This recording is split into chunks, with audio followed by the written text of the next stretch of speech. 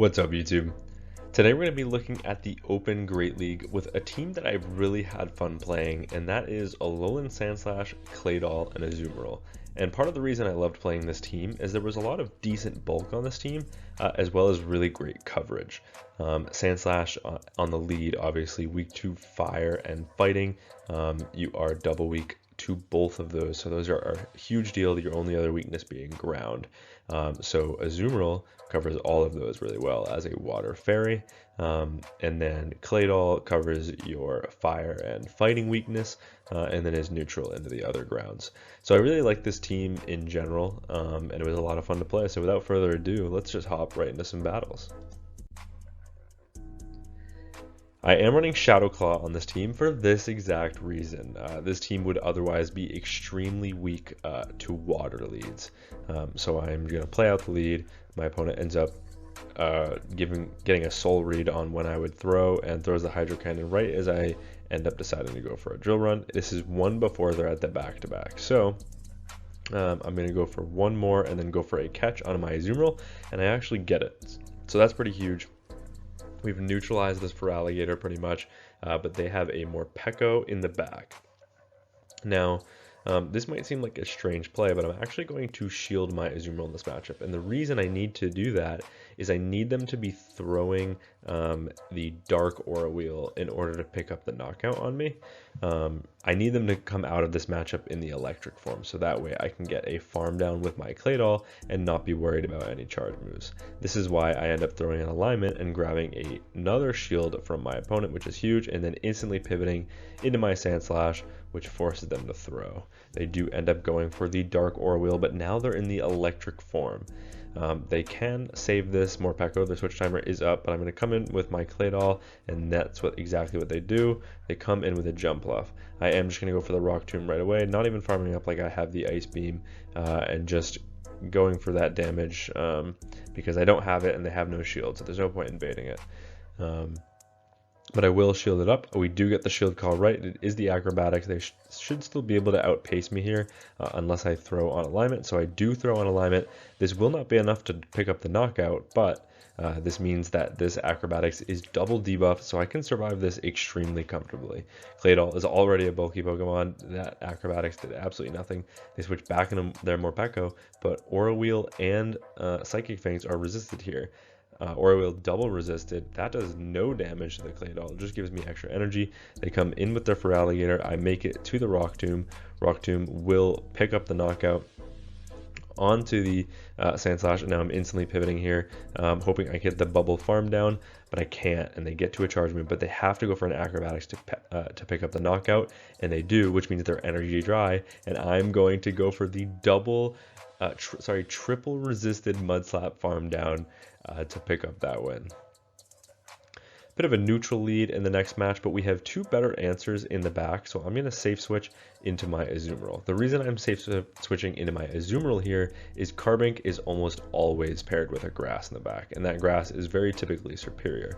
Our Claydol absolutely does not want to see a superior, whereas our Azumarill can fight back a little bit with its Ice Beam. We have a very high rank Azumarill, so we can actually live a Frenzy Plant and make it to another Ice Beam, which means my opponent is forced to throw two moves, which means they're basically energy dry, and that means I can come in with my Sandslash.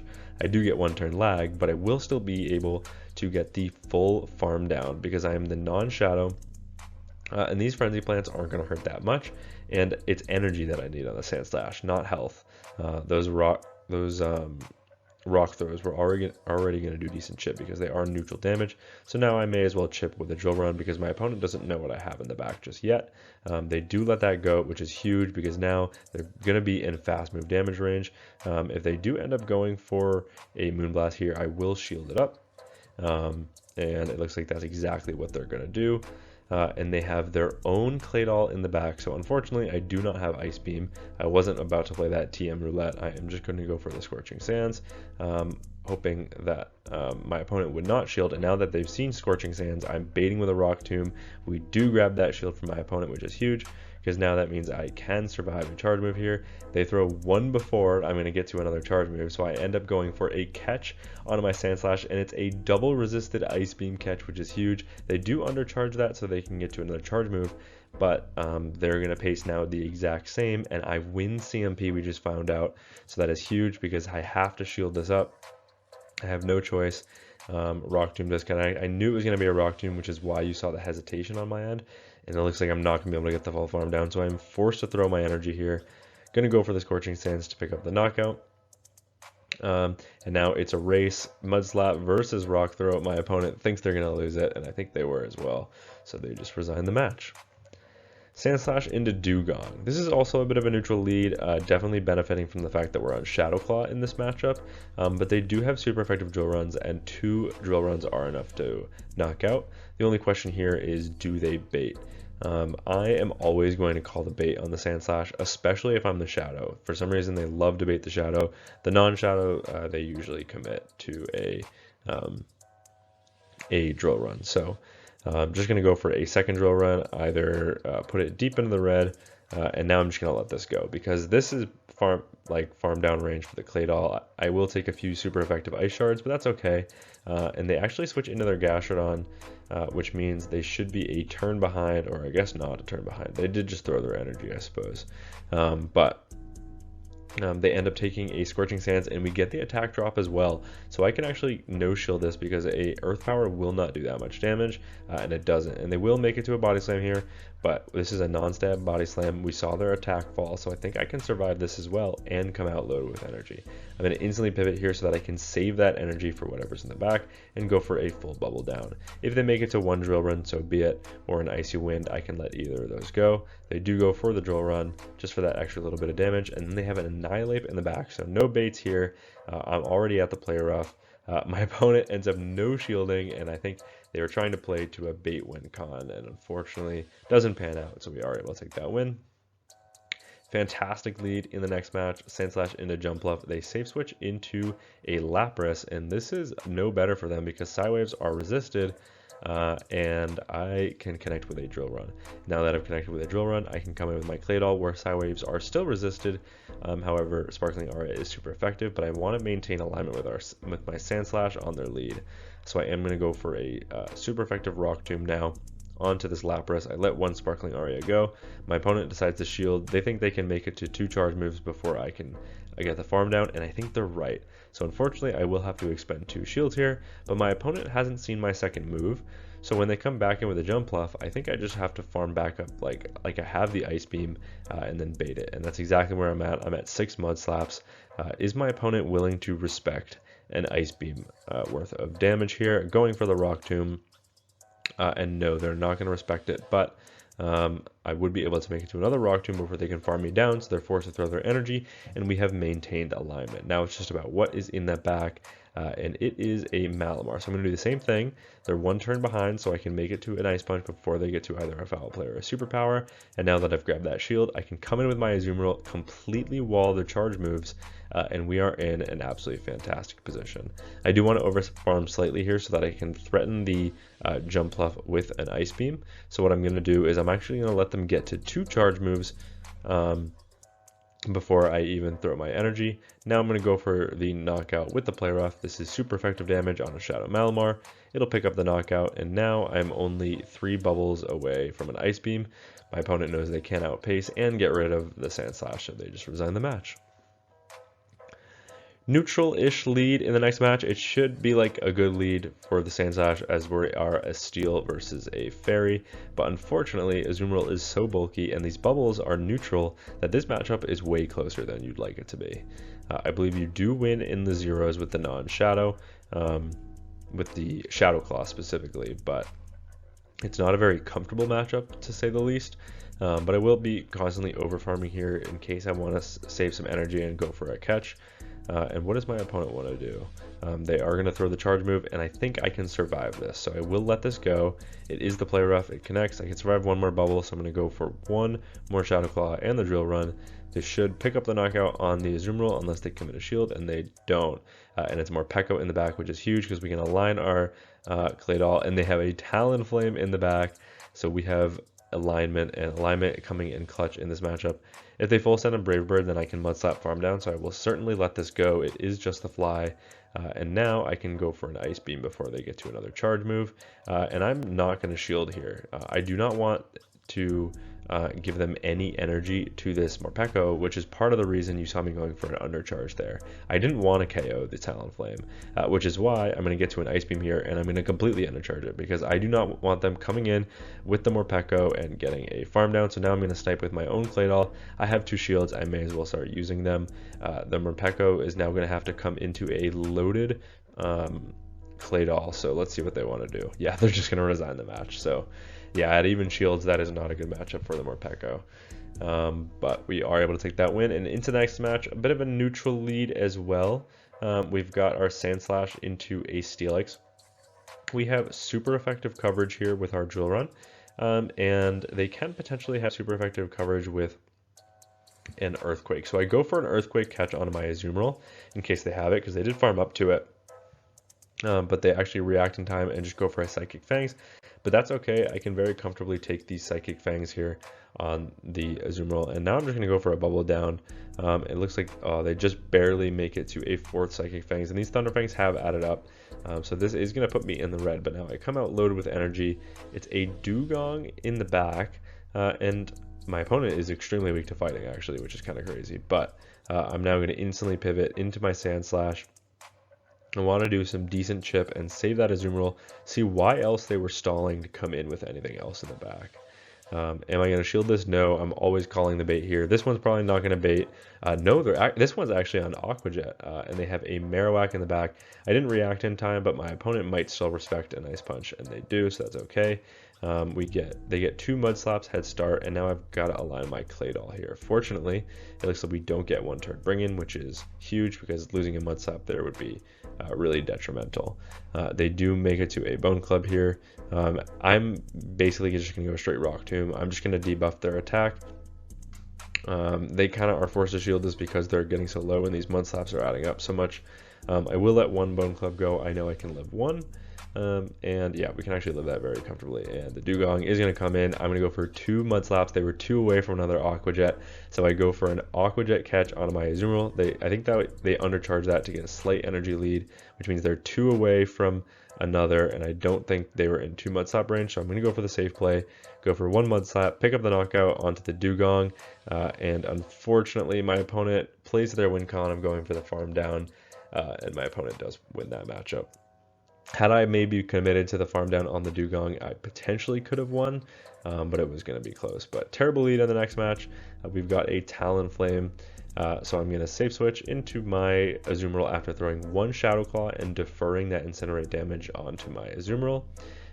This is not a great matchup for the Feraligatr that comes in to meet my Azumarill. Well, it's a good matchup for the Feraligatr, but it's not a fantastic one, and I don't bait here, so I've already got them in the red, and they're going to need 2 more Hydros in order to pick up the knockout on my Azu.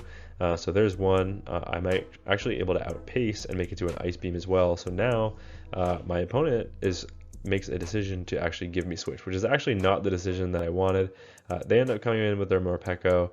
I am able to bait back out the Talonflame, which is good, because I can now connect with an Ice Punch.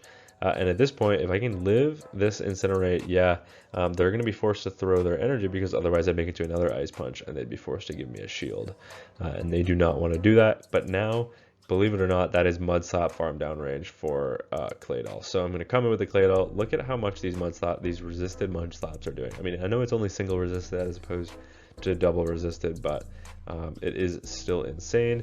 I end up going for a catch. My opponent overfarms because they were anticipating that catch, but unfortunately the Azumarill is able to get to 2 bubbles through at the same time that 1 Incinerate goes through, because I waited 2 turns when I went for that catch. So able to align those fast moves.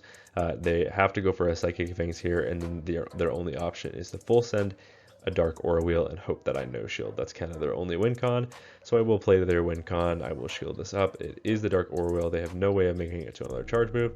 I'm going to Mud Slap farm them down, and we are able to take that win.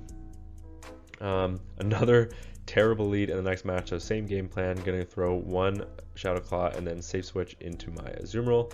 and we actually bait out a chestnut. This chestnut is going to go for a frenzy plant, but we know we can live this. It's not going to be comfortable, but I think I'm only going to get to one charge move. So I am going to go for the harder hitting play rough as to opposed to the ice beam, because I don't think an ice beam would KO. And they actually shield that up, and it looks like, oh, maybe I would have made it to 2 ice beams. So I'm maybe potentially going for the wrong play there. Come in with my Sand Slash, get 1 turn lag. I guess I just have to sacrifice this. But then my opponent makes a huge mistake. They go for a frenzy plant bait, and at this point, I think I will save my Sand Slash, because they do full send a superpower this time, which means that this will be enough to KO. So I'm actually going to go for an undercharge. That way I can get a Shadow Claw farm down to get a little bit of an energy head start.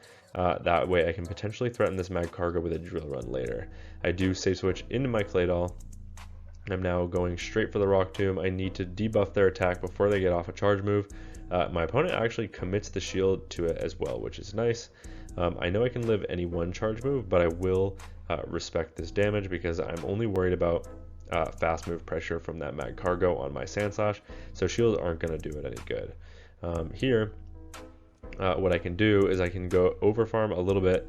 My switch timer is not yet up, but by overfarming, this forces them to throw their energy, which is huge because now I can come in with my Sand Slash and I make it to a drill run as they anticipate the switch, or not anticipate, but they have to come in with their Mag Cargo. They get one shot by the drill run, and now all I have to do is make it to an Ice Punch before they make it to an Acrobatics, and I think I'd survive an Acrobatics from that range, so my opponent just resigns the match. Believe it or not, sometimes over farming and not throwing is the way to victory. Pretty neutral lead in the next match. We've seen this matchup before. Sand Slash into the Azumarill. Azumarill just going to stay in this matchup. And there is always the potential that they're on Hydro Pump. This one farms up past it, so they could potentially be on it, but I don't think I ran into a single Hydro Pump Azumarill at this elo at least, so not something I'm too worried about.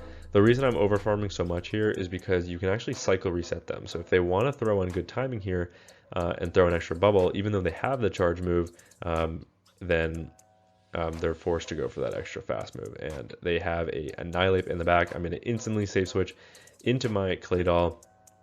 They're going to throw a Rage Fist before dipping, so potentially double weak to Claydol in the back, so I will commit that shield. I know I should probably go for a Rock Tomb here, but it is resisted, and I just would rather pick up the knockout than giving them a potential chance at getting to another Rage Fist. So I'm going to double shield this. I don't know what's in the back, and I would like to permanently debuff it, and it's a Ninetales in the back, which is absolutely huge because this game is already over. Here comes a Rock Tomb. Check out my Azumarill. Yeah, we're going to go here. So my opponent just resigned the match. Into the final battle of the video, another Azumarill lead. Oh my goodness, this Pokemon is absolutely everywhere. So we saw so many Incinerate leads and Azumarill leads. So really like polar opposites, but overfarming quite a bit in this matchup. Now going for the Drill Run. Drill Run does some okay damage, doesn't quite put them in the yellow, but you'll see what I'm going to do here is I'm going to constantly overfarm and throw the turn before they make it to their next charge move. And the reason I'm doing this is, like I said in the last matchup, I'm cycle resetting them. They have the charge move right now. They could just click the move, but in order to throw in good timing, they have to go for an extra bubble. So I put them in a bit of a predicament because if they throw on bad timing, they give me a free Shadow Claw in for free, and then I can just go for a farm down. They have a Skeleturge in the back, so I'm going to pivot into my Claydol, and they are core broken by a Claydol in the back. My opponent does make it to a Rage Fist. I will shield this up as it is the CMP tie. Now I'm just going to go for a Scorching Sands. My opponent will probably respect this damage, but if they don't, I do not want to bait. And we do grab that shield from my opponent. At this point, this game is over. I've put them in range for Mud Slaps. I can just farm them all the way down, come out with energy loaded for the Skeleturge, and all of our charge moves are super effective on the Skeleturge. So here comes one Mud Slap and a Rock Tomb, and then I'm only one more Mud Slap away from another Rock Tomb, and I still have a Azumarill in the back. So unfortunately for my opponent, there is nothing they can do in this matchup. Just being double weak to Claydol in the back was too much. It connects, in comes the Azumarill, my opponent sees the Azumarill, and they've had enough, so they just resign the match. But yeah, this team was a lot of fun. I mean, you saw how good this core was between Sand Slash, Claydol, and Azumarill in these matchups. The hardest thing for this team, if you've stuck around for this like end of the video, then kudos to you. I'm going to give you a little bit of what I'm thinking for next season, because Sand Slash, it's a steal. It still looks okay. The problem with Sand Slash is it's walled by Gliscod. Both Ice Punch and Drill Run are resisted. What a lot of people don't know about this Pokemon is not only does it learn Shadow Claw, which is neutral into Gliscod, it learns Aerial Ace, and Aerial Ace is super effective. And you're not dropping coverage on something like a Jumpluff because it's still super effective damage, and they're still forced to go for resisted charge moves, so you're still going to win that matchup. The only thing you're really sacrificing is like Gligar, so if Gligar is everywhere, I mean, they're going to switch out of a Sand Slash matchup regardless, but I think Aerial Ace Sand Slash could be the sauce next season instead of Ice Punch, because I still think you need that Drill Run coverage for the other steals, and you don't want to be walled with Ice Punch and Aerial Ace by like another steal, or there was something else I had thought of as well that I was like, oh yeah, you probably don't want to be walled by that. But yeah, I mean, this team in general is going to be really strong. I do think Claydol is going to take a huge hit next season with so many bug fast moves absolutely everywhere, and bug types resisting Mud Slap. It's going to be a lot tougher. And then Azumarill with resisted bubbles into a heavy water meta, it's going to be difficult for Azumarill as well, but not quite as bad as the Claydol. But I do think Sand Slash has some play. Another one that I will talk about if you stayed to the end of this video is Dusclops. I actually had a commenter and a person who submits battles to me quite often, Simbad Mustang. He mentioned that Dusclops with Fire Punch actually looks really good, and I kind of agree with him. There's a lot of like bug steals, grass in Jumpluff. You could even run Fire Punch and Ice Punch for coverage into like Gligar and other types of Pokemon. So I do think that has some potential as well, and Sand Slash with Aerial Ace and Dusclops with Fire Punch together on a team would be crazy, but it might just work, and maybe I'll try it out on this channel when the new season drops, catch some opponents off guard. So if you run into me, forget everything I just said, but I'm still looking forward to the next season. Let me know your thoughts. That's gonna be it for me from this video. Thank you all so much for watching, and until next time, peace.